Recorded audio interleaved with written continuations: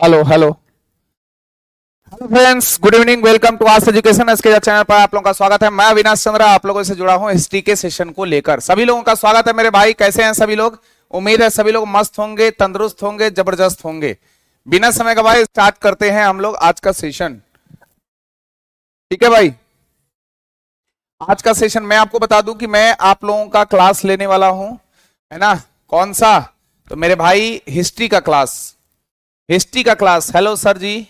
रवि हैं हमारे साथ जुड़े हुए, अनीश कुमार हैं, संजीत कुमार हैं, किंग जी हैं, राकेश विकास हैं, अंकिता हैं, सोनू हैं, विवेक हैं, अरविंद है, अनीश हैं। Good evening. Radhe Radhe sir ji, Radhe Radhe. चलो, सुशांत कुमार है हमारे साथ, योगेंद्र पाल हैं, रोहिणी मिश्रा हैं। ठीक है, चलो ठीक है, वेरी गुड वेरी गुड। सभी लोग जुड़ गए हैं, सभी लोग फटाफट जुड़ जाएंगे, फटाफट सभी लोग जुड़ जाएंगे मेरे भाई। Hello sir.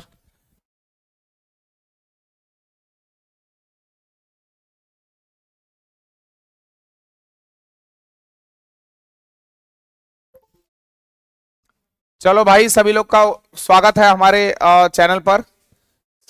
हाँ, घर।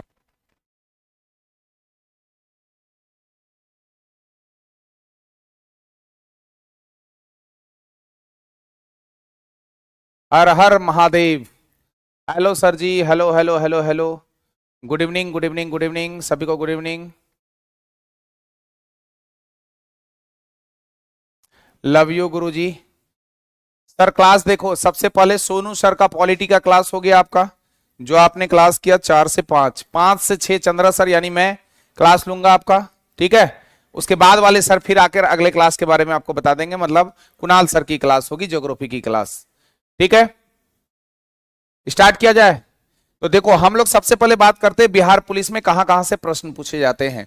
तो बिहार पुलिस में जो प्रश्न पूछे जा रहे हैं वो मॉडर्न हिस्ट्री, और उसके बाद सबसे नंबर 1 पे अगर बात किया जाए तो सबसे नंबर 1 पे जो सवाल जो मैक्सिमम हिस्ट्री में पूछ रहा है वो मॉडर्न हिस्ट्री यानी आधुनिक भारत के इतिहास से प्रश्न पूछे जा रहे हैं। ठीक है, तो इसका मतलब नहीं है कि हम लोग सिर्फ आधुनिक भारत का इतिहास ही पढ़ेंगे, मेडावल और एंशिएंट भी पढ़ना होगा दोस्त। तो आधुनिक भारत का इतिहास से क्वेश्चन पूछा जा रहा है, वर्ल्ड हिस्ट्री से आपके प्रश्न पूछे जा रहे हैं, वर्ल्ड हिस्ट्री से क्वेश्चन पूछे जा रहे हैं, मिडावल हिस्ट्री से और एंशिएंट हिस्ट्री से, चारों से आपके प्रश्न पूछे जा रहे हैं। लेकिन सबसे ज्यादा मॉडर्न हिस्ट्री, उसके बाद वर्ल्ड हिस्ट्री से प्रश्न पूछे जा रहे हैं। मतलब फिर से मैं बता दूं कि इसका मतलब कतई ये नहीं है कि मैं मॉडर्न हिस्ट्री शुरू करूंगा, क्योंकि भाई अभी एग्जाम का डेट भी तो नहीं दिया है, और जैसे जैसे आगे बढ़ेंगे हम लोग पीछे वाला भूलते चलेंगे। यानी आप डेट के साथ अगर याद कर रहे हैं तो मॉडर्न हिस्ट्री हम लोग बाद में ही पढ़ेंगे, और सिलसिलेवार ढंग से जो आपका एंशिएंट हिस्ट्री है वहां से हम लोग शुरुआत करने वाले हैं। तो आज हम लोग पढ़ने वाले हैं इतिहास का वो चरण जहां से मानव समुदाय की शुरुआत हुई, और इतिहास कहते क्यों हैं, और इतिहास का जो एंशिएंट हिस्ट्री का जो आपके सिलेबस हैं उन सारे सिलेबस को हम लोग आज देखने वाले हैं।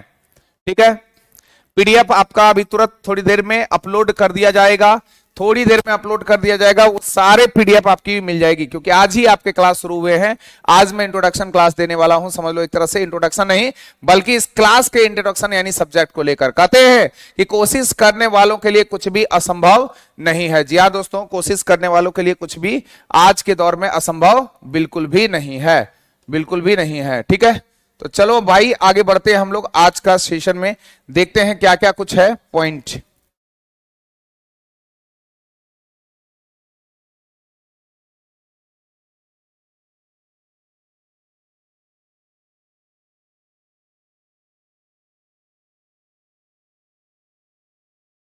तो पहला है इतिहास एक परिचय, जिसके बारे में हम लोग चर्चा करेंगे।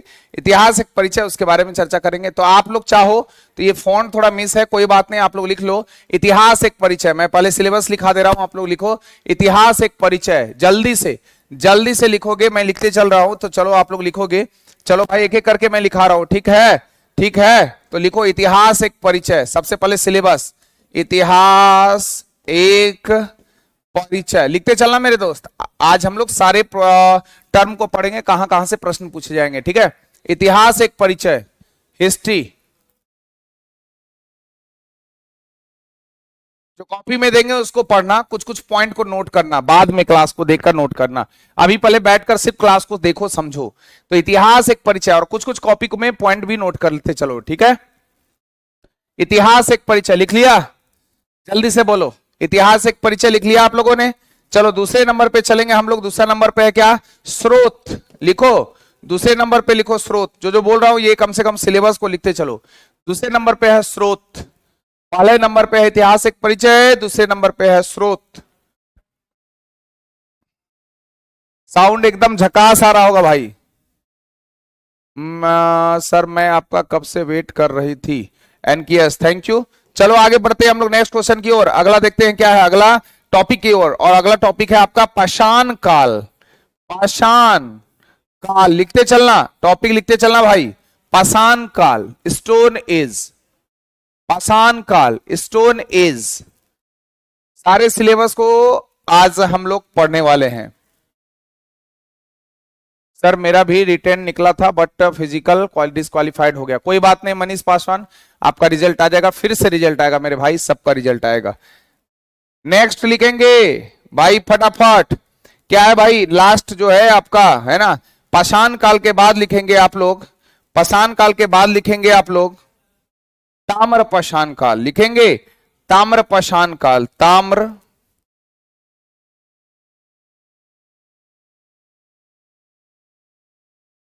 ताम्र पाषाण काल लिखते चलो। ताम्र पाषाण काल दिखने में कोई दिक्कत नहीं ना है। ताम्र पाषाण काल, ताम्र पाषाण काल।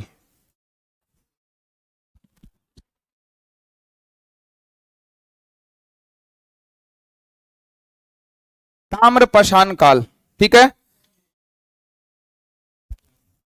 ताम्र पाषाण काल के बाद हम लोग चलेंगे वैदिक एज। लिखते चलना मेरे भाई, वैदिक काल, फटाफट लिखोगे। सभी टॉपिक का जो आपका सब्जेक्ट चल रहा है, सभी सब्जेक्ट का कॉपी आप लोग अलग से बना लेना मेरे भाई, और जो जो पढ़ाई होगा ना उसको नोट करते चलना, और पीडीएफ भी आप लोगों को प्रोवाइड कर दिया जाएगा। आज से क्लास प्रारंभ हुआ है और आज ही आप लोग को पीडीएफ जो है दे दिया जाएगा। थोड़ी देर में सारे पीडीएफ अपलोड कर दिए जाएंगे, और साथ ही साथ आप अपने सारे कॉपी को अलग अलग फेज में बनाकर नोट करते चलना, ताकि किसी भी तरह का मिसअंडरस्टैंडिंग ना हो, ठीक है। तो आज मैं सिलेबस पे बात कर रहा हूं भाई। आज है हम लोग का सिलेबस एंशिएंट हिस्ट्री का वैदिक काल। लिखते चलना दोस्त, वैदिक काल। वैदिक काल के बाद हम लोग पढ़ेंगे महाजनपद काल। महाजनपद काल लिखते चलना दोस्त, महाजनपद काल। महाजनपद काल टाइम टेबल भी मैं बता दे रहा हूं सारे, और कौन कौन से सब्जेक्ट का कौन कौन से टेबल होंगे सर, सारा चीज बता दूंगा। सर आपका कॉन्सेप्ट बहुत अच्छा है NKS, thank you very much. हाँ शुभम कुमार बदमाशी। महाजनपद काल हो गया। तो चलो भाई नेक्स्ट चलते हैं हम लोग। महाजनपद काल के बाद देखते हैं अगला क्या है हमारे पास। अगला है आपका, लिखो सोशल रिलीजियस मतलब क्या हो गया, तो लिखना इसमें सामाजिक, सामाजिक धार्मिक सुधार आंदोलन। लिखते चलो मेरे भाई। आज हम लोग पूरा का पूरा टॉपिक को करने वाले हैं कवर, सामाजिक धार्मिक सुधार आंदोलन। सामाजिक धार्मिक सुधार आंदोलन, सामाजिक धार्मिक सुधार आंदोलन हो गया। सोशल रिलीजियस जो मूवमेंट है उसके बारे में हम लोग चर्चा कर रहे हैं, सामाजिक धार्मिक सुधार आंदोलन। Love you sir, love you too. चलो भाई आगे बढ़ते हैं। नेक्स्ट क्वेश्चन, नेक्स्ट टॉपिक की तरफ। टॉपिक मेरा क्या है भाई, टॉपिक लिखते चलो, मैं लिखाते जा रहा हूं भाई, एकदम छोड़ना मत। अगला है आपका ओरिजिन ऑफ मगध, यानी मगध साम्राज्य का उत्कर्ष। मगध साम्राज्य का, मगध साम्राज्य का उत्कर्ष। एक एक चीज बताऊंगा जो आपके सीधे भेजे में जाएगा दोस्त, सारे मस्तिष्क में आपके बैठ जाएंगे। तो मगध साम्राज्य का उत्कर्ष, मगध साम्राज्य का उत्कर्ष। Mohammad Samir Alam, thank you very much. Raju Raj, question लड़ेगा ना सर? एकदम खूब लड़ेगा दोस्त, एकदम खतरनाक लड़ेगा क्वेश्चन, एकदम टेंशन ना लो, ठीक ना। चलो इसके बाद चलते हैं हम लोग अगले, अगले टॉपिक की ओर। क्या होगा भाई मगध साम्राज्य के बाद? लिखो हर्यक वंश, फटाफट लिखना दोस्त।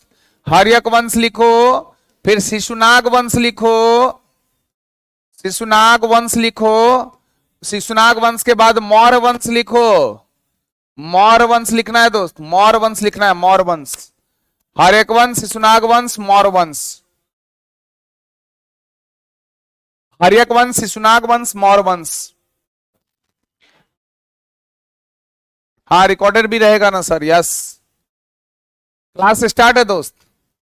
यही तो स्टूडेंट में कंफ्यूजन हो जाता है कि सर क्लास स्टार्ट करिए, क्लास स्टार्ट ही तो है। हर्यक वंश, शिशुनाग वंश, मौर्य वंश हो गया। चलो नेक्स्ट चलेंगे हम लोग। इसके बाद आएगा आपका कौन सा काल?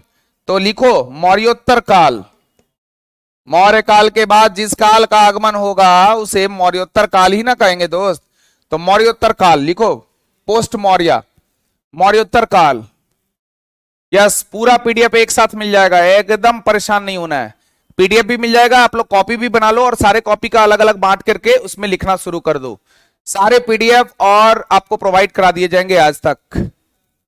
साइंस का क्लास, यस सभी क्लास चलेंगे और थोड़ी देर में मैं पूरा टाइम टेबल लिख दूंगा यहां पर, ठीक है। चलो आगे बढ़ते हैं दोस्त। नेक्स्ट है आपका गुप्त काल। लिखोगे गुप्ता एज, गुप्त काल, गुप्त काल, फटाफट लिखो गुप्त काल, गुप्त काल, गुप्ता एज।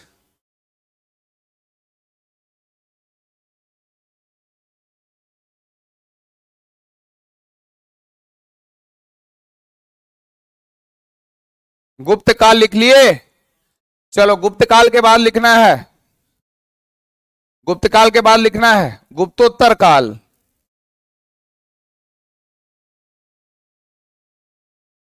गुप्तोत्तर काल, गुप्त काल के बाद गुप्तोत्तर काल।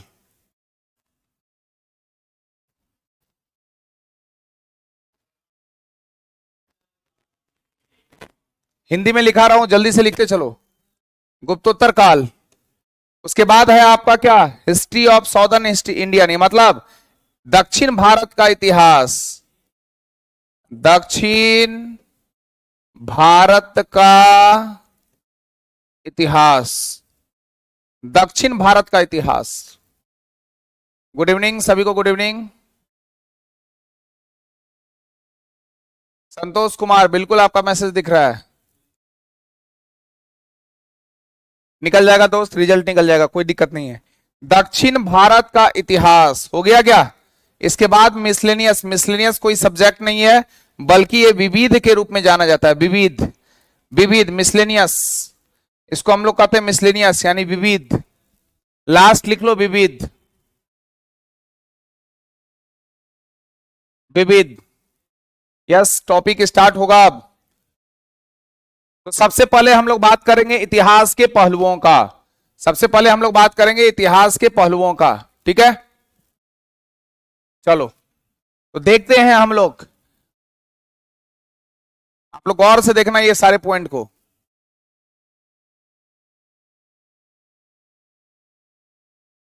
आज पहला क्लास है इसलिए इतिहास के, प्राचीन कालीन भारत के इतिहास को आप लोग को समझना पड़ेगा। सबसे पहले ये देखो कि इतिहास का निर्माण क्या हुआ, क्योंकि हम लोग का टॉपिक तो यही था कि इतिहास क्या है, व्हाट इज हिस्ट्री, हिस्ट्री क्या है। तो मेरे भाई देखो, ये पहले के समय में ऐसे ही लोग रहते थे। कैसा लग रहा है बताओ? लंगूर लग रहा है कि नहीं? बंदर लग रहा है कि नहीं? चिंपांजी लग रहा है कि नहीं? कपी लग रहा है कि नहीं? तो पहले के समय में ये कपी आधारित थे, कपी पर, कपी जैसे दिखते थे, बंदर जैसे थे, चिंपांजी जैसे थे, गुरिल्ला थे। इसके बाद का देखो काल में क्या हुआ, थोड़ा सा परिवर्तन। जो दोनों पैर दोनों हाथ से चला करते थे, अब वो दो पैर पे चलने लगे, दो हाथ इनका स्टैंड हो गया। देख लो आप, दो स्टैंड हो गया, दो पैर है यहां पर, दिख रहा होगा आपको। फिर देखो इसमें परिवर्तन देखने को मिलता है, मतलब कि यहां से लेकर यहां का परिवर्तन, यहां से लेकर यहां का परिवर्तन आपको दिख रहा होगा। ये तकनीकी परिवर्तन है, ध्यान से समझना, तब इतिहास समझ में आएगा दोस्त। अभी देखो इसके हाथ में एक हथियार आ गया है दोस्त, हाथ में आ गया हथियार, ये भी एक तकनीक को दिखा रहा है, तकनीकी विकास को दिखा रहा है। इसके बाद देखो इसके हाथ में एक भाला आ गया, खतरनाक वाला, देखो तंदुरुस्त वाला भाला आ गया है, ये भी आपके तकनीक को ही दिखा रहा है, ये भी आपके तकनीक को दिखा रहा है। अब ये मानव के रूप में बदल गया, होमोसेपियंस, होमोसेपियंस। इस तरह से मानव का विकास हुआ है, यानी मानव का विकास क्रम की बात करेंगे, मानव का विकास क्रम की बात करेंगे, अगर यह मानव का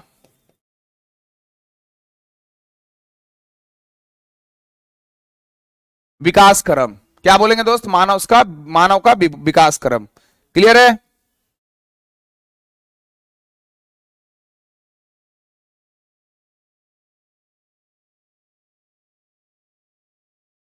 मानव का विकास क्रम। ओके है? हाँ सर, लिच्छवी गणराज्य भी पढ़ाएंगे और वर्जी संघ के बारे में भी पढ़ाएंगे, दोनों के बारे में पढ़ाएंगे दोस्त। आगे बढ़े, यहां तक किसी को कोई दिक्कत है? अब हम लोग पढ़ेंगे पॉइंट वाइज करके कि भाई इतिहास में किस प्रकार से ये चेंजिंग आया। आप देख सकते हो यहां पर किस प्रकार से मानव का इतिहास जो है वो चेंज हुआ एनिमेशन के माध्यम से। देखो और देख के इसको समझने का प्रयास करो, कैसे लोग टेक्नोलॉजी हुआ और वो टेक्नोलॉजी से ही विध्वंस का काम हो गया। इसी तरह से मानव समुदाय का उदय होता है और मानव समुदाय का खत्म होता है। ये मैं ये बताना चाहता हूं मेरे भाई कि ये जो इतिहास है, ये जो इतिहास है, इतिहास का मतलब क्या होता है? इति जो रहास से मिलकर बना इतिहास। मतलब यहां पर हम लोग बता देंगे कि इति जो रहास मतलब हो गया इतिहास, मतलब बीते हुए समय का जो अध्ययन है, बीते हुए समय का जो अध्ययन है या बीते हुए जो कहानियां हैं, उन कहानी को ही हम लोग बोलते हैं इतिहास। तो बीते हुए कहानियों का अध्ययन क्या कहलाता है दोस्त? इतिहास। एक्चुअल में इतिहास क्या होता है, हम लोग इस तरह से समझे कि पास्ट की बातों का अध्ययन प्रेजेंट के संदर्भ में करेंगे और फ्यूचर को देखते हुए करेंगे तो एक्चुअल में वो इतिहास होता है। मतलब कि अतीत की बातों का अध्ययन वर्तमान में भविष्य के संदर्भ में अगर करते हैं तो वही हमारा क्या कहलाता है? इतिहास कहलाता है। ठीक है? ओके, आपके सिलेबस कंप्लीट हो जाएंगे आपके एग्जाम के जस्ट कुछ दिन पहले, इसका निश्चिंत रहो आप। ठीक है? विद इन सर्टेन टाइम में आप लोगों के सिलेबस सारे कंप्लीट कर दिए जाएंगे। यस, संपूर्ण इतिहास पढ़ा दीजिएगा सर। Yes sir. तो इतिहास क्या है? तो बीते हुए बातों का अध्ययन वर्तमान में भविष्य के संदर्भ में करते हैं, वही एक्चुअल में क्या होता है मेरे भाई? वही एक्चुअल में आपका इतिहास कहलाता है। क्लियर है? अब आएगा कि इतिहास के पिता किसको कहते हैं। तो लिखना कॉपी में आप लोग कि इतिहास के पिता हेरोडोटस को कहते हैं। लिखते चलो, हेरोडोटस। हेरोडोटस इतिहास के पिता यानी फादर ऑफ हिस्ट्री हेरोडोटस को कहते हैं। तो अगर आपसे पूछेगा मेरे भाई कि फादर ऑफ हिस्ट्री किसको कहते हैं, तो फादर ऑफ हिस्ट्री हेरोडोटस को कहा जाता है। लिख लो, हिस्ट्री, फादर ऑफ हिस्ट्री। मान लो तो हार है और ठान लो तो जीत है। बिल्कुल, नौशाद अंसारी सर, आपसे पढ़कर बहुत अच्छा लग रहा है, एकदम अच्छा लगेगा। एक एक चीज आपके दिमाग में सेट हो जाएगा मेरे भाई, आप टेंशन ना लो। आपको बहुत गर्व फील होगा कि हाँ हमने पढ़ाई की है और एग्जाम का क्वेश्चन जो है वो बन रहा है। तो भाई मेरे फैक्ट को दोनों को याद रखना। देखो आपका रिजल्ट दो चीजों से होता है, एक होता है आपके पास कंसेप्ट है और एक आपके पास फैक्ट होता है। तो कंसेप्ट और फैक्ट से मिलकर ही बनता है आपका क्या? रिजल्ट। हेरोडोटस, ठीक है? तो फादर ऑफ हिस्ट्री किसको बोलते हैं भाई? हेरोडोटस को। इन्होंने एक पुस्तक लिखा था जिसका नाम था हिस्टोरिका। तो लिख लो फटाफट कॉपी में, हिस्टोरिका पुस्तक के लेखक कौन थे? हेरोडोटस। हिस्टोरिका क्या है भाई? तो बुक का नाम है। और हिस्टोरिका को कौन लिखा है? हेरोडोटस। और इसमें भारत और फारस की चर्चा देखने को मिलेगी और फारस को ही हम लोग बोलचाल की भाषा में ईरान बोलते हैं। तो भारत फारस का संबंध इसमें देखने को मिलेगा। ठीक है? Historica, father of history Herodotus है, फादर ऑफ हिस्ट्री हेरोडोटस है। और बीते हुए बातों का अध्ययन को ही हम लोग इतिहास कहते हैं। लेकिन वो ऐसा इतिहास जो ऐसा ही हुआ है, मतलब वो घटना हमारे क्रम में बीती है और जिसका प्रमाणिक साक्ष्य हमारे पास मौजूद है, उसे ही हम लोग इतिहास कहते हैं। मतलब कि इतिहास के लिए हमारे पास प्रमाण होने की जरूरत है, स्रोत होने की आवश्यकता है। अगर स्रोत होगा तब इसलिए बोलते हैं कि इतिहास मतलब ऐसा ही हुआ है। तो ऐसा ही हुआ है कब बोलेंगे दोस्त? तब ना कि जब हमारे पास कोई स्रोत हो। कोई मर्डर करके भाग गया, बोल गया यही मर्डर किया है, तो बोले कैसे प्रूव करो? तो बोलेंगे सीसीटीवी कैमरा देखो, टोपी पहना है यही तो है, काला वाला टोपी है, काला टोपी है, चश्मा है ब्लू रंग का चश्मा है, पैंट पहना है, हाफ पैंट पहना है, जूता पहना है जूता, चप्पल पहना है चप्पल, तो हम लोग पकड़ लेंगे कि नहीं? बोलेगा हाँ। तो इतिहास के स्रोत होते हैं दो प्रकार के, एक होता है पुरातात्विक स्रोत और एक होता है साहित्यिक स्रोत, जिसकी चर्चा मैं करने वाला हूं। ठीक है? तो सारे पॉइंट को टर्म बाय टर्म हम लोग पढ़ेंगे। बिल्कुल, जब तक तोड़ेंगे नहीं तब तक छोड़ेंगे नहीं। जल्दी से बता दो कमेंट करके कि फादर ऑफ हिस्ट्री हेरोडोटस कहां का था भाई? तो सबसे पहले याद रखो ये यूनानी था। यूनानी को ही हम लोग ग्रीक बोलते हैं। क्या बोलते हैं? ग्रीक। तो फादर ऑफ हिस्ट्री हेरोडोटस, जिन्होंने हिस्टोरिका नामक पुस्तक की रचना की, जिसका संबंध भारत और फारस से है, और फारस को ईरान कहते हैं, यानी भारत और ईरान से इस बुक का संबंध है।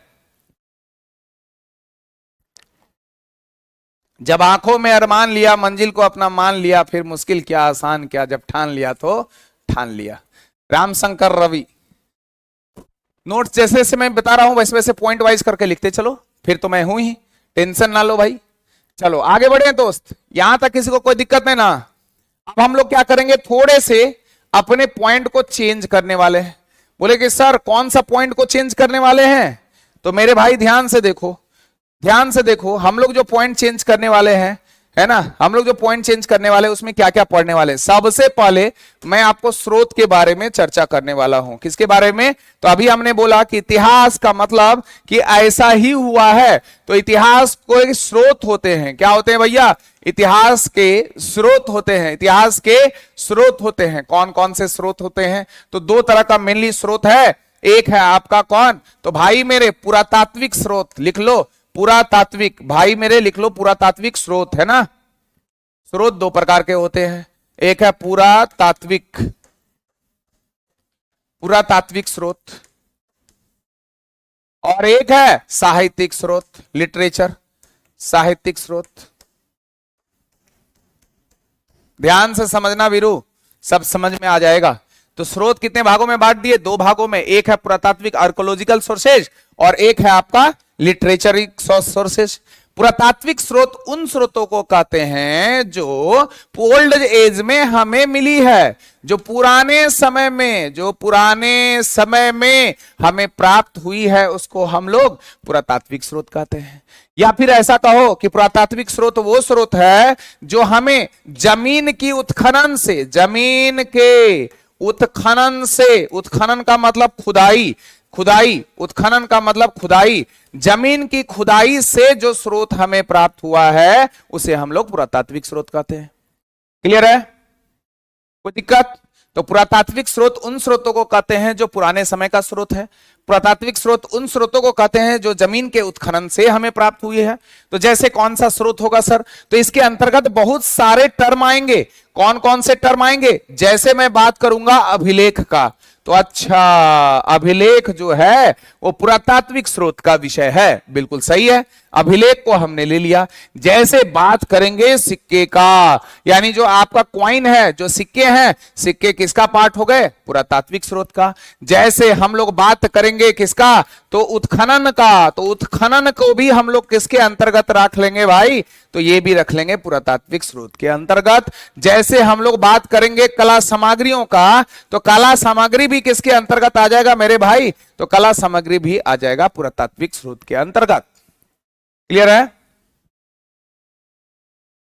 सर? फर्स्ट क्लास देख के लगता है इस बार क्लास एग्जाम निकल जाएगा। एकदम निकलेगा दोस्त, जब तक तोड़ेंगे नहीं तब तक छोड़ेंगे नहीं, एकदम हुला लालू सकला लू। चलो भाई ध्यान से सिर्फ समझना मेरा क्लास, ठीक है? एकदम ध्यान से सुनते रहना एक एक पॉइंट को, हर एक पॉइंट में जीएस छिपा है, ठीक है? ओके, तो देखो जमीन, ये सारे हो गए पुरातात्विक स्रोत जो हमें कहां से मिला है? जमीन की खुदाई से मिला है, उसको हम लोग पुरातात्विक स्रोत के रूप में जानते हैं। साहित्यिक स्रोत क्या है भैया? तो जो हमारे साहित्य में मिला है, मतलब किसी ना किसी ग्रंथों में, किसी ना किसी पुस्तकों में जो लिखा हुआ है उसे हम लोग साहित्यिक स्रोत कहते हैं। इसको भी हम लोग दो भागों में बांट कर पढ़ सकते हैं। एक है आपका कौन? तो धार्मिक साहित्य, रिलीजियस लिटरेचर, धार्मिक साहित्य। एक हो गया आपका धार्मिक साहित्य जो सिर्फ और सिर्फ धर्म के चीजों पर विवेचना करे, उसको हम लोग धार्मिक साहित्य के नाम से जानते हैं।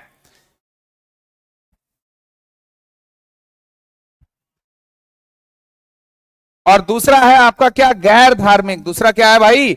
गैर धार्मिक साहित्य है, गैर धार्मिक साहित्य, नॉन रिलीजियस इसको बोलते हैं। गैर धार्मिक साहित्य जो धर्म के अलावा, जैसे किस पर? तो ये सिर्फ और सिर्फ फोकस करेगा किस पे भाई मेरे? धर्म पर फोकस करेगा। फोकस किस पे करेगा? धर्म पर। लेकिन ये फोकस करेगा किस पर? राजनीति पर। ये फोकस करेगा किस पर?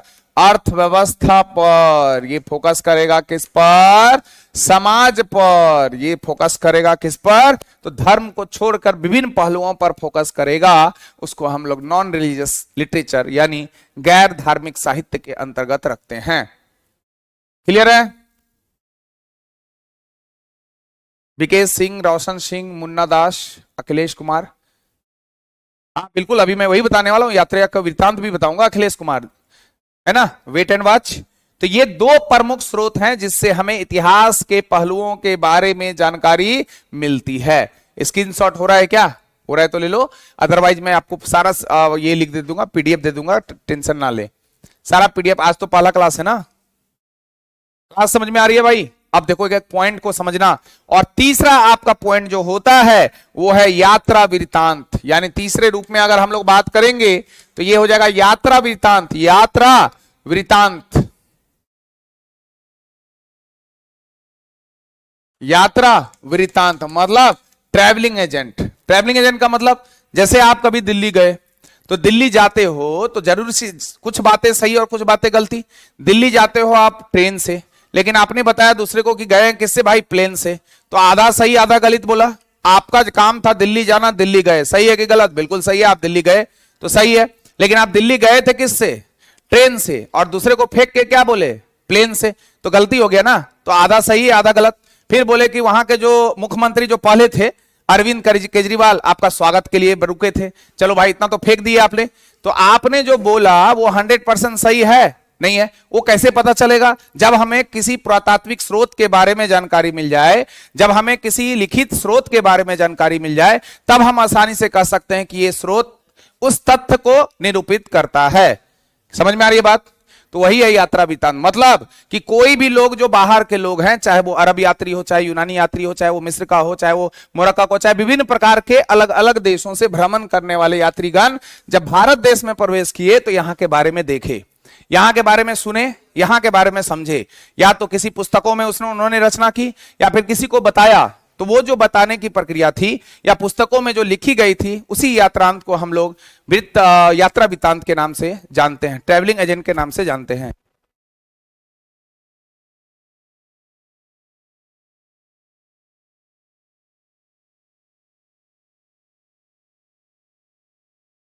ठीक है,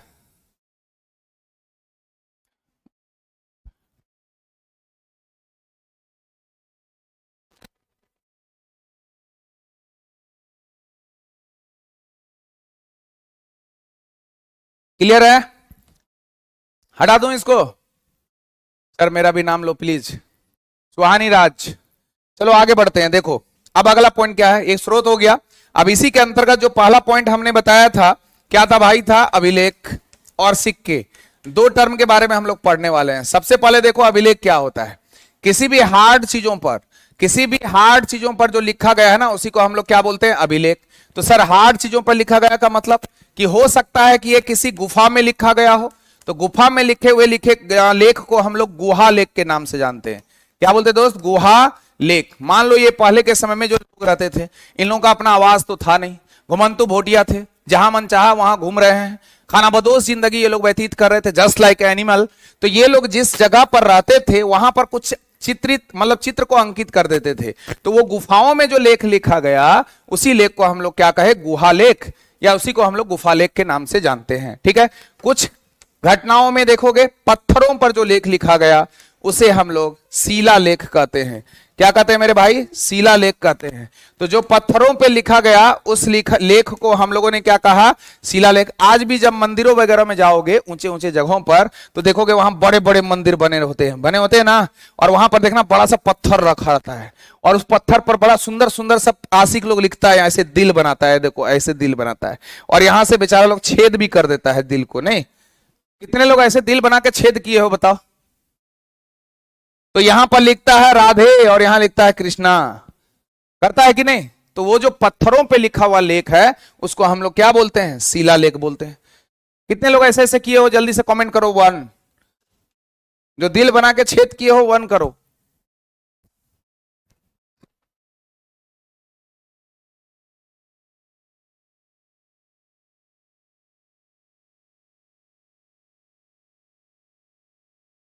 जो भी लोग दिल बना के छेद किए हो जल्दी से कमेंट करो 1।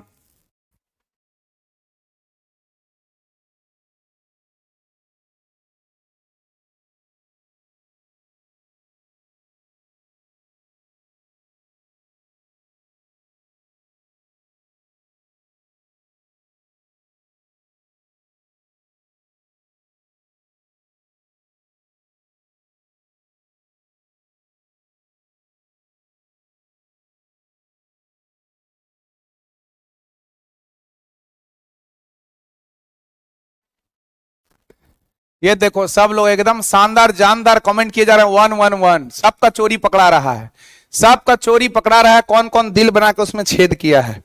चलो तो ये हो गया आपका क्या, शिलालेख। ठीक है, तो गुफाओं में लिखा गया तो गुहा लेख, पत्थरों पे लिखा गया शिलालेख। अब हो सकता है कि किसी पिलर पर लिख दिया हो, जैसे अशोक के समय देखोगे बड़े बड़े स्तंभ बने होते थे, बड़े बड़े स्तंभ बने होते थे और इसमें कुछ कुछ लिखा हुआ होता था, जिसे हम लोग स्तंभ लेख के नाम से जानते हैं। पिलर, पिलर बोलते हैं इसको, है ना, स्तंभ लेख। तो यहां पर जो लिखा गया उसको भी हम लोग अभिलेख के दायरे के अंतर्गत रखते हैं। इसके अलावे हो सकता है कि पहले के समय में ताम्र पत्रों पे लिखने का प्रचलन काफी ज्यादा था, तो ताम्र पत्रों पे जो लेख लिखते थे उसको भी हम लोग क्या बोल दिए, अभिलेख। ये तो था कॉन्सेप्ट। लेकिन अभिलेखों के अध्ययन को क्या कहते हैं मेरे भाई, एपिग्राफी। ये क्वेश्चन आपके एग्जाम में पूछेगा, नोट करो जल्दी से। Study of inscriptions is called epigraphy, यानी अभिलेखों के अध्ययन को क्या कह दिए, एपिग्राफी। अब यहीं से क्वेश्चन आपको फंसाएगा, सिक्कों के अध्ययन को क्या कहते हैं, न्यूमिस्मेटिक। सिक्कों के अध्ययन को न्यूमिस्मेटिक कहते हैं। देखो कुछ प्रश्न जुड़वा बनकर आता है, जैसे साइंस में पढ़ते होगे तो पूछता होगा हाइड्रोमीटर, हाइग्रोमीटर। हिस्ट्री में पढ़ोगे तो अष्टदिग्गज, अष्टप्रधान। फिर हिस्ट्री में पढ़ोगे तो फाहियान, और ये आपका क्या बोलते हैं, वेनसांग। ऐसे प्रश्न, कई प्रश्न आपको जुड़वा प्रश्न आपको देखने को मिलेंगे, जहां पर कंफ्यूजन ज्यादा है। उसी तरह का ये प्रश्न है, जब वो पूछेगा तो ये भी ऑप्शन देगा और आप फंसोगे, इसका गारंटी है। तब याद रखना कि यहां पर है मिस, मिस का मतलब होता है मैडम, और मैडम जैसे माता आपके पिताजी कमाते हैं अक्सर सबके घर में, लगभग अमूमन रूप से। अब माता जी क्या करती हैं, हर समय में पेंशन के लिए तैयार, लाइए जी कितना लाए कमाकर। तो मैडम लोगों को क्या पसंद है, पैसा। मिस लोगों को क्या पसंद है, तो मिस लोगों को पसंद है सिक्का, पैसा। तो जहां मिस देखोगे आंख बंद करके आंसर माना सिक्का। तो न्यूमिस्मेटिक हो गया किसका, सिक्कों का अध्ययन, और एपिग्राफी हो गया किसका, अभिलेखों का अध्ययन। क्लियर है? जल्दी से अगर क्लियर हुआ तो जल्दी से कमेंट करके लिखो, 3 टाइप करो फटाफट, ताकि मैं इस बोर्ड को हटाऊंगा। 3 टाइप करो फटाफट।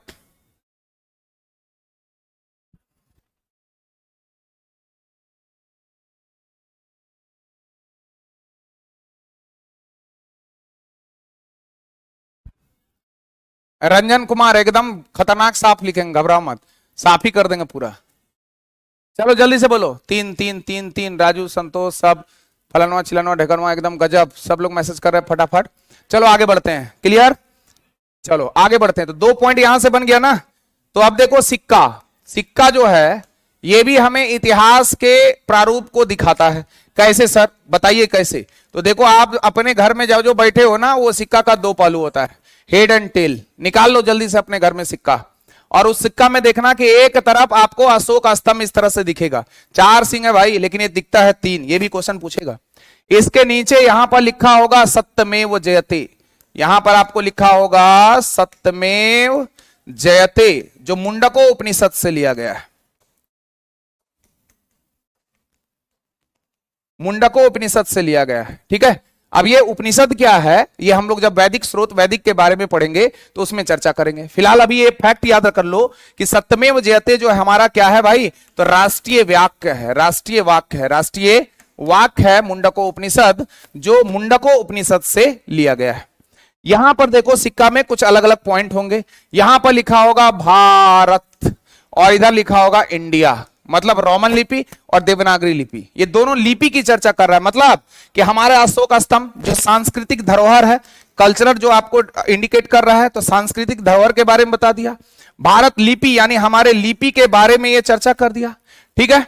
दूसरे पहलू में देखोगे तो कहीं कहीं आपका अभी नया वाले में लिखेगा रुपया, ये जो उदय कुमार दिए थे, डी उदय कुमार, इसके बारे में हम लोग बाद में चर्चा करेंगे, है ना। तो डी उदय कुमार दिए थे, यह भी हमारे संस्कृति को दिखाता है, ठीक है, आईआईटीएन थे। अब इसमें कहीं कहीं लिखा रहेगा 2025, मतलब हमारे काल निर्धारण को दिखा रहा है, काल को दिखा रहा है। अच्छा, सिक्का जो बना है, जो आप लोग अभी निकाल के घर में देख रहे हो, वो सिक्का को गौर से छूकर देखो, छूकर देखो कैसा लग रहा है वो, सोना का है, हीरा का है, या लग रहा है कि फेंक देंगे तो कोई नहीं उठाएगा, तो फेंक देंगे कोई नहीं उठाएगा, या मतलब उसका बनावट उस तरह से नहीं है जो गुप्त काल में हुआ करता था। गुप्त काल के सिक्के सोने के बने होते थे। अगर आपके सारे सिक्के, सारे चिल्लर जो हैं वो अगर सोने के बन जाए तो सारे लोग लूट मचा देंगे, सारे बोले मेरा पैसा मेरा पैसा मेरा पैसा, चाहे वो 20 पैसा ही क्यों ना हो। तो भाई मेरे, ये जो सिक्का जिस तरह से, जिस धातु का वो बना है, उस धातु से हमें इसके इकोनॉमिकल स्टेटस के बारे में पता चलता है, मतलब कि आर्थिक स्थिति के बारे में हमें पता चलता है, मतलब इतिहास के तमाम पहलुओं के बारे में सिक्कों के माध्यम से हम लोग जानकारी इकट्ठा कर सकते हैं, ठीक है। पहले के समय में, अंग्रेज के समय में बड़ा बड़ा राजा रानी महारानी वगैरह, एलिजाबेथ वगैरह का फोटो लगा होता था। आज के डेट में महात्मा गांधी, सुभाष चंद्र बोस और अन्य का फोटो लगा रहता है। इससे स्पष्ट होता है कि सिक्का हमें हर एक ऐतिहासिक चीजों के बारे में बताता है। क्लियर है, क्लियर है। अब सिक्कों के बारे में इंपॉर्टेंट पहलू, अब देखो यहां से क्वेश्चन क्या पूछेगा। सबसे पहले पूछेगा कि सिक्कों के अध्ययन को हमने बता दिया, देखो पॉइंट वाइज लिखते चलो। सिक्कों के अध्ययन, सिक्कों के संदर्भ में जो जो प्रश्न पूछे जाएंगे, अध्ययन को कहते हैं न्यूमिस्मैटिक, न्यूमिस्मैटिक, ठीक है। जो पहले सिक्का होता था मेरे भाई, वो था आहत सिक्का। आहत सिक्का का प्रचलन पहले किया गया था, जिसे हम लोग पंच मार्क क्वाइन के नाम से जानते हैं, पंच मार्क क्वाइन के नाम से जानते हैं, ठीक है। अगर पूछेगा कि सबसे पहले स्वर्ण सिक्का जो चलाया गया था, सबसे पहले गोल्ड क्वाइन जो चलाया गया था, वो किसके द्वारा चलाया गया था भाई, तो हिंद यवन के द्वारा। तो बोलते हैं हम लोग Indo Greek, Indo Greek, Greek का मतलब होता है यूनानी, तो यूनानियों, यवनों या हिंद यवनों के द्वारा सबसे पहले सोने के सिक्के को चलाए गए।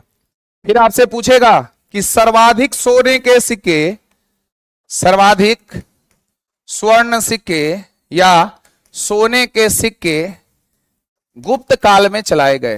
किस काल में भाई, गुप्त काल में। इसलिए आप लोगों ने पढ़ा होगा गुप्त काल को golden era of ancient history कहते हैं, यानी प्राचीन कालीन भारत का स्वर्णिम काल कहा जाता है किसको, गुप्त काल को। तो गुप्त काल को क्या कहते हैं मेरे भाई, स्वर्णिम काल, स्वर्णिम काल, golden era of ancient history. क्यों कहते हैं, तो आपके दिमाग में चलेगा ओहो सबसे ज्यादा सोना यहां मिलता है ना, इसलिए सोने के काल होने के कारण ही इसको गुप्त काल को स्वर्णिम काल कहते हैं। नहीं, क्योंकि इस काल को स्वर्णिम काल इसलिए कहते हैं क्योंकि यहां पर साहित्यिक विकास, साहित्यिक विकास अपने चरम पर था, क्योंकि यहां पर सांस्कृतिक विकास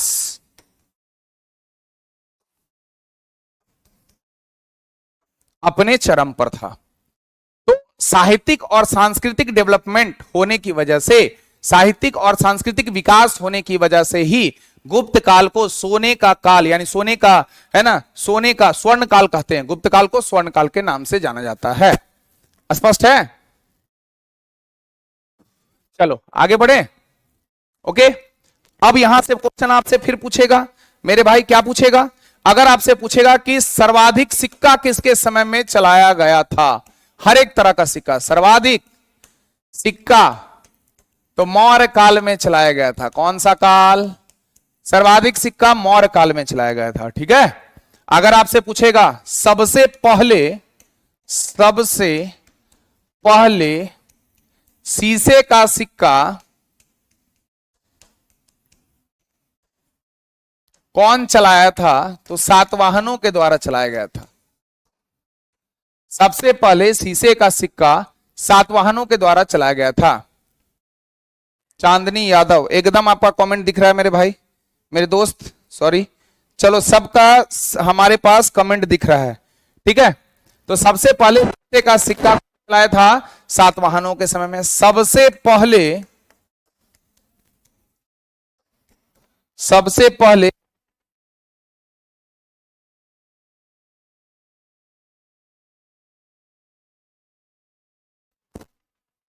सबसे पहले शुद्ध अरबी सिक्का कौन चलाया? इल्तुतमिश। हालांकि मैं थोड़ा आगे बढ़ गया, खैर कोई बात नहीं, इल्तुतमिश चलाया था।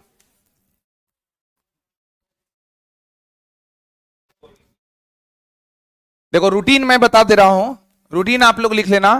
4 से 5 आपका पॉलिटी की क्लास चल रही है, 5 से 6 आपका हिस्ट्री की क्लास चल रही है, 6 से 7 आपका ज्योग्राफी की क्लास चल रही है, 7 से 8 आप लोग का हिंदी की क्लास चलेगी, 8 से 9 आप लोगों का साइंस की क्लास चलेगी। हा? ये आपका रूटीन है दोस्त। जिनको जिनको रूटीन का इश्यू है वो सारे लोग समझ लो। 4 से 5 पॉलिटी, 5 से 6 हिस्ट्री, 6 से 7 ज्योग्राफी, 7 से 8 हिंदी और 8 से 9 साइंस। साइंस आज नहीं, साइंस कल से शुरू होगी। साइंस की क्लास कल से शुरू होगी, ठीक है।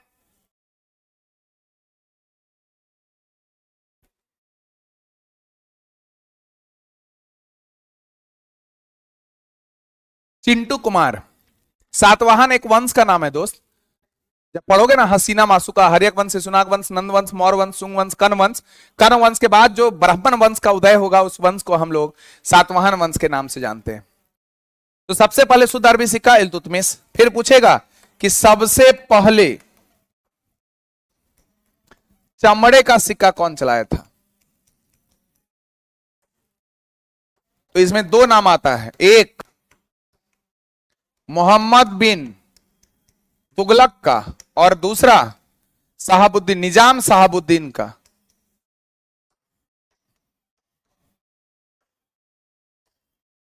अगर आपसे पूछेगा कि निजाम साहबुद्दीन के बारे में, तो याद रखना ये एक दिन का राजा था।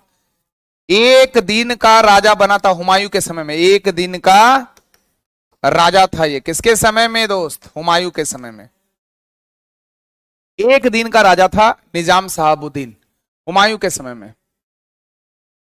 विनीता कुमारी एकदम आपका आ रहा है message. Govind Kumar love you sir, love you too. ठीक है, मैसेज आप लोग जान लो, सबका मैसेज आ रहा है दोस्त। लेकिन अगर मैं मैसेज पढ़ते रहूंगा तो पढ़ाऊंगा कैसे दोस्त?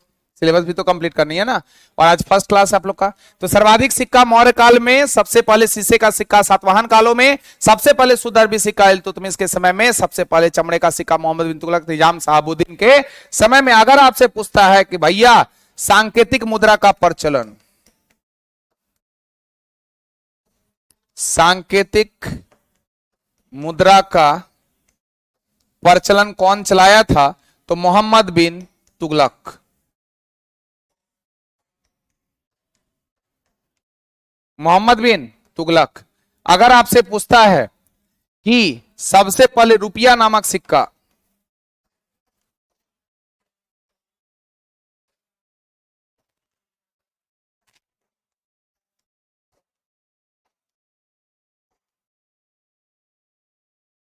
तो ये रुपया नामक सिक्का चलाया था शेर शाह सूरी।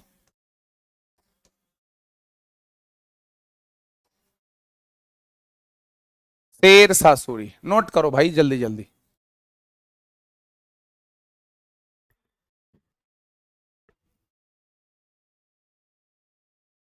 अप्पू कुमार, क्या प्रॉब्लम हो गया दोस्त?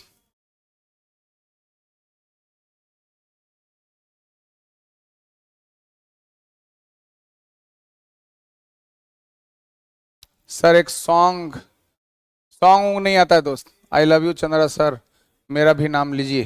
भाई पार हो गया आपका।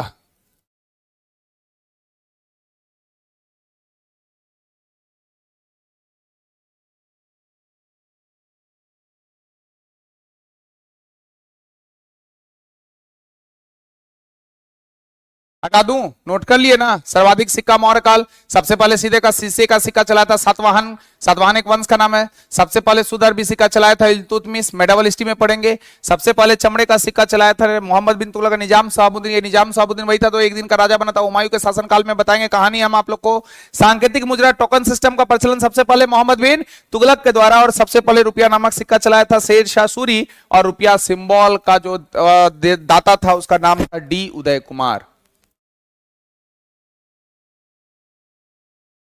अंशु यादव, यस सर, आपका कमेंट आ रहा है। मधु कुमारी है, रवि रोशन कुमार है, सभी का कमेंट आ रहा है दोस्त। बोलो यहां तक क्लियर है?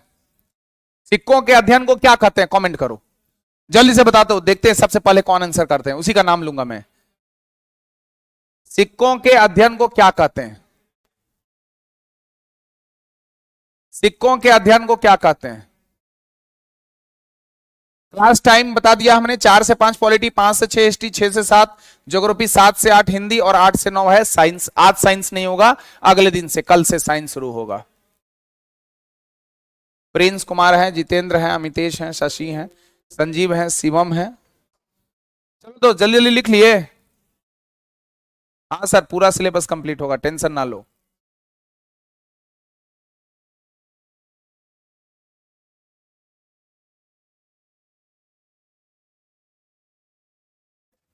यस, न्यूमिस्मैटिक, न्यूमिस्मैटिक सभी लोग लिख रहे हैं, मैथ मत लिख देना दोस्त। न्यूमिस्मैटिक।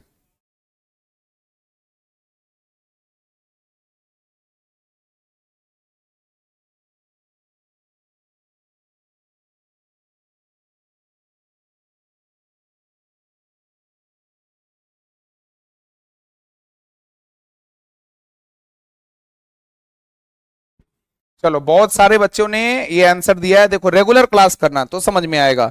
आज जो हम लोग पढ़े, एक बार जल्दी से रिवीजन कर ले, थोड़ा सा रिवीजन क्या कर ले। तो हमने पढ़ाया आप लोगों को स्रोत, पहले बताया कि इतिहास बीते हुए बातों का अध्ययन को हम लोग इतिहास कहते हैं, और इतिहास का मतलब है कि ऐसा ही घटना घटा है जिसका स्रोत हमारे पास हो, यानी पास्ट की बातों का अध्ययन प्रेजेंट में फ्यूचर के संदर्भ में करेंगे, that is called history. Father of history की बात करेंगे, इतिहास का पिता यूनानी विद्वान हेरोडोटस को माना जाता है, जिन्होंने हिस्टोरिका नामक पुस्तक की रचना की, जिसका संबंध भारत और फारस या भारत और ईरान से संबंधित है। तो चूंकि इतिहास पास्ट की बातों का अध्ययन है, ऐसा ही हुआ है, इसका मतलब वो स्रोत होगा हमारे पास, कुछ साक्ष्य होंगे जिसकी वजह से हम उसके आधार पर इतिहास के बारे में चर्चा कर रहे हैं, तो उसे ही हम लोगों ने स्रोत कहा, जो पुरातात्विक स्रोत, साहित्यिक स्रोत या यात्रा वृत्तांत के रूप में हम लोग जानते हैं। पुरातात्विक स्रोत उन स्रोतों को कहते हैं जो पुराने समय से चलते आ रहा है, जो जमीन की उत्खनन से प्राप्त हुआ है। इसमें और भी कई पॉइंट जुड़ सकते हैं।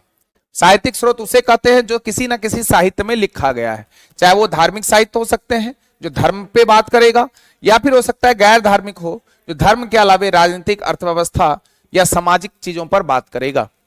ये हमने पढ़ा यहां इस सेशन में। इसके बाद हमने पढ़ा अभिलेख। अभिलेख मतलब जो हार्ड चीजों पर लिखा गया है उसको हम लोग, उस लेख को अभिलेख कहते हैं।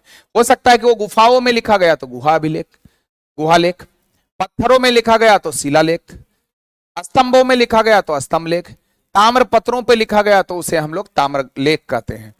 इसके बाद हम लोगों ने पढ़ा सिक्का, ये सिक्के के बारे में चर्चा। यहां पर लिखा हुआ रहता है सत्यमेव जयते, जो मुंडको उपनिषद से लिया गया है, और ये सत्यमेव जयते हमारा राष्ट्रीय वाक्य है। ये सिक्का हमें सांस्कृतिक, लिपिक, कालिक काल के बारे में, आर्थिक क्रियाकलापों के बारे में जानकारी देता है।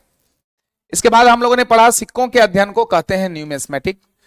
आहत सिक्का पहले चलता था, हमारा सबसे पहला सिक्का आहत सिक्का था, जिसको पंचमार्क कॉइन कहते हैं। सबसे पहला स्वर्ण सिक्का हिंद यवनों के द्वारा चलाया गया, या यूनानी या यवनों के द्वारा चलाया गया, याद रखना। सर्वाधिक सोने का सिक्का गुप्त काल में, चूंकि गुप्त काल को हम लोग स्वर्णिम काल कहते हैं, लेकिन स्वर्णिम काल स्वर्ण काल इसलिए नहीं कहते क्योंकि यहां पर सोना सबसे ज्यादा था, बल्कि स्वर्ण काल इसलिए कहते हैं क्योंकि यहां पर साहित्यिक और सांस्कृतिक विकास ज्यादा हुआ था। सांस्कृतिक विकास के अंतर्गत कई तरह के मंदिर कला का निर्माण होने लगा था, और साहित्यिक स्रोत के अंतर्गत गुप्त काल में एक व्यक्ति थे जिसका नाम था कालिदास, जिन्होंने अभिज्ञान, शकुंतलम, रघुवंशम, मेघदूतम, कुमार समूह, मालविका, अग्निमित्र, विक्रमो वर्षम, ना जाने कितने सारे रचनाओं की रचना की थी कालिदास ने। वही कालिदास जो बड़ा बोका था, जिस पेड़ पर बैठा था उसी टहनी को काटने का प्रयास कर रहा था। ध्यान रखे, इसका वास्तविक जीवन से कोई लेना देना नहीं है, सभी पात्र काल्पनिक है। जो शब्द हमने चर्चा किया उसका बाद बाकी सही है। तो सर्वाधिक सोने के सिक्के गुप्त काल में चलाए गए और इसे स्वर्णिम काल के नाम से जाना जाता है। सर्वाधिक सिक्का मौर्य काल में, सबसे पहले शीशे का सिक्का सातवाहन काल में, सबसे पहले शुद्ध अरबी सिक्का इल्तुतमिश के समय में, सबसे पहले चमड़े का सिक्का मोहम्मद बिन तुगलक और निजाम शहाबुद्दीन के समय में, सांकेतिक मुद्रा का प्रचलन मोहम्मद बिन तुगलक के समय में, सबसे पहले रुपया नामक सिक्का शेरशाह सूरी के समय में। ये एक दिन का राजा बना था निजाम शहाबुद्दीन। जब मैं पढ़ाऊंगा हुमायूं वाला चैप्टर ना, उसमें कहानी आपको सुनाऊंगा। सर आपका नाम क्या है? सर मेरा नाम है अविनाश चंद्रा, देखो यहाँ लिखा हुआ है ए चंद्रा सर हूं मैं, जो मैं आपको इतिहास पढ़ा रहा हूं, जीएस। ठीक है दोस्त, यहां तक किसी को कोई दिक्कत है? चलो, तो यहां तक हम लोगों ने पढ़ा और हमने आज का डेट का आप लोग को सिलेबस बता रखे हैं। सिलेबस हमने बताए कि 4 से 5 पॉलिटी है, 5 से 6 हिस्ट्री का क्लास होगा, हिस्ट्री का, और मेरे बाद 6 से 7 ज्योग्राफी का क्लास होना है। उसके बाद 7 से 8 में हिंदी की क्लास होगी और 8 से 9 में साइंस की क्लास होगी। लेकिन आज साइंस की क्लास नहीं है, कल से साइंस की क्लास शुरू होगी। ठीक है, तो आज की क्लास हम लोग यहीं पर रिवीजन के साथ ही खत्म करेंगे, क्योंकि आज पहला दिन का क्लास था और हम लोग स्टार्ट कर दिए हैं आज से, और अगले दिन हम लोग फिर इसको आगे बढ़ाएंगे। तो कैसा लगा सेशन? निश्चित रूप से आप कमेंट करके मुझे बता दें, ताकि आपको किसी भी तरह का अगर असुविधा हुआ तो उन सारे असुविधाओं को ठीक करना हमारा मुख्य। हाँ जी, बिल्कुल बिल्कुल, हाँ लिखे, अगर किसी भी तरह का असुविधा हो तो उसको दूर करना हमारा पहला प्रायोरिटी होगा। तो चलो आज का क्लास यहीं तक। कैसा लगा जल्दी से, अगर अच्छा लगा हो या समझ में आया हो, अच्छा क्या लगना है, समझ में अगर आया हो तो जल्दी से कमेंट करके 7, महेंद्र सिंह धोनी का नंबर 7 टाइप करो। और अगर आप करंट अफेयर से जुड़ना चाहते हो तो सुबह 7:15 में कल से करंट अफेयर शुरू होने वाला है। सुबह 7:15 में कल से करंट अफेयर शुरू होने वाला है। किस चैनल पर? तो एसके झा चैनल पर शुरू होगा। ठीक है, ताकि आप लोग सारी चीजों को कवर कर लो वहां पर। ठीक है दोस्त, तो मिलते हैं अगले क्लास में पूरे जोश जुनून के साथ। तब तक के लिए जय हिंद, जय Bharat, thank you very much, love you all, आपका दिन शुभ हो। मिलते हैं कल शाम को 5 बजे इसी समय पर। Thank you very much, tata bye bye.